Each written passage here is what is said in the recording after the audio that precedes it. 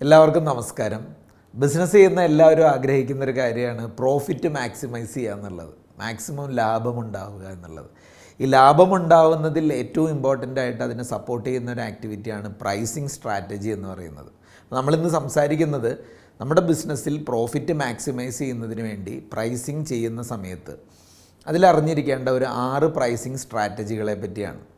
ഇതിൽ 6 പ്രൈസിങ് സ്ട്രാറ്റജിയിൽ നമ്മളിന്ന് ഏറ്റവും ആദ്യം ഡിസ്കസ് ചെയ്യുന്ന ഒന്നാമത്തെ സ്ട്രാറ്റജിയുടെ പേര് കോസ്റ്റ് പ്ലസ് പ്രൈസിങ് എന്നുള്ളതാണ്. ഇത് വളരെ കോമൺ ആയിട്ടുള്ള ഒരു ബേസിക് പ്രൈസിങ് സ്ട്രാറ്റജിയാണ് ഈ കോസ്റ്റ് പ്ലസ് പ്രൈസിങ് എന്ന് പറയുന്നത്. നമ്മൾ നമ്മുടെ പ്രൊഡക്റ്റ് ആവട്ടെ സർവീസ് ആവട്ടെ അതിൻ്റെ വ്യക്തമായ കോസ്റ്റിംഗ് എടുത്തതിന് ശേഷം ആ കോസ്റ്റിൻ്റെ കൂടെ ഒരു പ്രോഫിറ്റ് മാർജിൻ ആഡ് ചെയ്തുകൊണ്ട് മേ ബി നമ്മൾ തീരുമാനിക്കുകയാണ് ഒരു 20% പ്രോഫിറ്റ് വേണം, 15% വേണം, 25 വേണം എന്ന് പറഞ്ഞ് ഒരു പ്രോഫിറ്റ് മാർജിൻ ആഡ് ചെയ്തുകൊണ്ട് ആ കോസ്റ്റിൻ്റെ കൂടെ പ്രോഫിറ്റ് പെർസെൻറ്റേജ് ആഡ് ചെയ്ത് പ്രൈസ് ചെയ്യുന്ന രീതിയാണ് കോസ്റ്റ് പ്ലസ് പ്രൈസിങ് എന്ന് പറയുന്നത്. ഇതൊരു കോമൺ ആയിട്ട് എല്ലാവരും ഫോളോ ചെയ്യുന്ന ഒരു പ്രൈസിങ് സ്ട്രാറ്റജിയാണ്. രണ്ടാമത്തെ പ്രൈസിങ് സ്ട്രാറ്റജിയുടെ പേരാണ് ബണ്ടിൽ പ്രൈസിങ്. ബണ്ടിൽ പ്രൈസിങ് എന്നുകൊണ്ട് ഉദ്ദേശിക്കുന്നത് ഇപ്പോൾ നമ്മളൊരു പ്രൊഡക്റ്റ് വാങ്ങുമ്പോൾ ഉള്ള പ്രൈസും അതൊരു ബണ്ടിലായിട്ട് 2-3 ഒരു കോംബോ മോഡലിലായി പ്രൈസ് ചെയ്യുന്ന രീതി. അപ്പോൾ കസ്റ്റമർക്ക് കുറച്ചും കൂടെ വാല്യൂ ഫീൽ ചെയ്യും, അവരുടെ ഒരു വാല്യൂ ഇൻക്രീസ് ചെയ്തതായിട്ട് തോന്നും. അതുപോലെ തന്നെ ഈ ബണ്ടിൽ പ്രൊഡക്റ്റുകൾ പലപ്പോഴും ലോവർ പ്രൈസിൽ, ഇൻഡിവിജ്വൽ പ്രൊഡക്റ്റ് വാങ്ങുന്നേക്കാൾ ലോവർ പ്രൈസിലായതുകൊണ്ട് തന്നെ കൂടുതൽ ക്വാണ്ടിറ്റി വിൽക്കാനും അതുവഴി പ്രോഫിറ്റ് കൂടുതൽ കമ്പനിയിൽ കൊണ്ടുവരാനും സാധിക്കും. പലപ്പോഴും നമുക്കൊരു സ്റ്റോക്കൊക്കെ വിറ്റഴിക്കണം അല്ലെങ്കിൽ കൂടുതൽ ക്യാഷ് റൊട്ടേഷൻ കൊണ്ടുവരണം എന്നൊക്കെ ചിന്തിക്കുന്ന അവസ്ഥയിൽ ബോഗോ എന്നൊക്കെ പറയുന്ന ബൈ 1 get 1 പോലുള്ള കോംബോകൾ അല്ലെങ്കിൽ കോംബോ ആയിട്ട് കുറേ പ്രൊഡക്റ്റുകൾ സെറ്റ് ചെയ്ത് ഒരുമിച്ചൊരു പ്രൈസ് ഇട്ട് വിൽക്കുന്ന ഈ ബണ്ടിൽ പ്രൈസിങ് രീതിയാണ് പലരും ഫോളോ ചെയ്യാറുള്ളത്. മൂന്നാമത്തെ പ്രൈസിങ് സ്ട്രാറ്റജിയുടെ പേര് ലോസ് ലീഡേഴ്സ് എന്നാണ്. ഇത് പലപ്പോഴും പുതിയ സ്ഥാപനങ്ങളൊക്കെ തുടങ്ങി കഴിയുമ്പോൾ ഇനീഷ്യലി കസ്റ്റമേഴ്സിനെ അട്രാക്റ്റ് ചെയ്യാൻ ചെയ്യുന്നൊരു കാര്യമാണ് ലോസ് ലീഡേഴ്സ്. അതായത് ഉദ്ദേശിക്കുന്നത് ഏതെങ്കിലും ഒരു പ്രൊഡക്റ്റ്, ചിലപ്പോൾ അത് മേ ബി നമ്മൾ വാങ്ങുന്ന വിലയ്ക്ക് തന്നെയായിരിക്കും, ചിലപ്പോൾ വാങ്ങുന്നതിനേക്കാൾ അല്പം വില താഴ്ത്തിയായിരിക്കും. കാരണം ആ ഒരു പ്രൊഡക്റ്റ് ഒരു ആങ്കർ പ്രൊഡക്റ്റായിട്ട് മുന്നിൽ വെച്ചുകൊണ്ട് അത് ലോ പ്രൈസിലടിച്ച് കസ്റ്റമർ നമ്മുടെ സ്ഥാപനത്തിൽ കയറി മറ്റു ഉൽപ്പന്നങ്ങൾ വാങ്ങാൻ ഇടയാക്കുകയും ചെയ്യുന്ന രീതിയാണ് ലോസ് ലീഡേഴ്സ് എന്ന് പറയുന്നത്.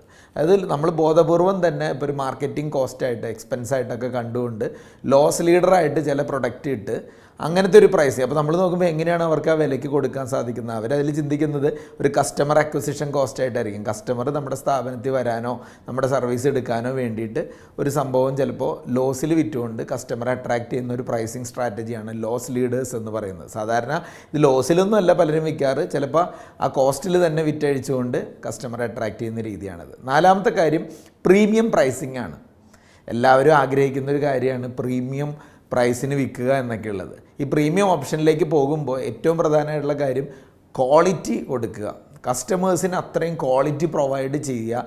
പ്രീമിയം ക്വാളിറ്റി കൊടുത്താൽ പ്രീമിയം പ്രൈസ് നേടാൻ സാധിക്കും. അപ്പോൾ ആദ്യമേ ആ പ്രൊഡക്റ്റിനെ അവതരിപ്പിക്കുന്ന രീതിയാവട്ടെ, അതിൻ്റെ മാർക്കറ്റിംഗ് രീതികളാവട്ടെ, അതിനെ പാക്കേജ് ചെയ്യുന്ന രീതിയാവട്ടെ, പ്രസൻറ്റ് ചെയ്യുന്ന രീതിയാവട്ടെ, എല്ലാത്തിലും ഒരു പ്രീമിയം കൊണ്ടുവന്നിട്ട് ആ പ്രീമിയം ലെവലിൽ പ്രൈസ് ചെയ്ത് ഒരുപാട് വിൽക്കുക എന്നുള്ളതല്ല, നല്ല ലാഭമെടുക്കുക എന്നുള്ള കാഴ്ചപ്പാടിലായിരിക്കും ഈ പ്രീമിയം പ്രൈസിങ് എന്ന് പറയുന്ന മെത്തേഡ് ഫോളോ ചെയ്യണത്. അഞ്ചാമതൊരു മെത്തേഡാണ് ഡൈനാമിക് പ്രൈസിങ്.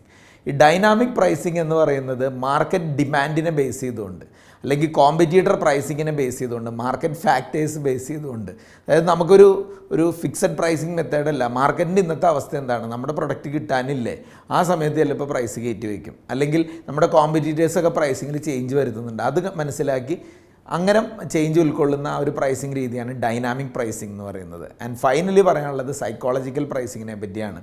ഇത് കുറച്ചും കൂടെ ഒരു ലോജിക്കലായിട്ടൊക്കെ തിങ്ക് ചെയ്ത് ആളുകളുടെ മൈൻഡിനെ അല്ലെങ്കിൽ ഒരു സൈക്കോളജിക്കലി ചില ടാക്ടിക്സുകൾ ഉപയോഗിക്കുകയാണ്. ഈ 99 പ്രൈസിങ്, 95 പ്രൈസിങ് ഒക്കെ അതിലാണ് വരുന്നത്. ചാം പ്രൈസിങ് എന്ന് പറയും. ഇപ്പോൾ 100 രൂപ എന്ന് കേൾക്കുന്നതും 99 എന്ന് കേൾക്കുമ്പോൾ തമ്മിലുള്ള വ്യത്യാസം. ഇന്ന് നമ്മൾ പല ഈ വാല്യൂ ഫാഷൻ സെഗ്മെൻറ്റിലൊക്കെ കാണുന്ന ഒരു രീതിയുണ്ട്.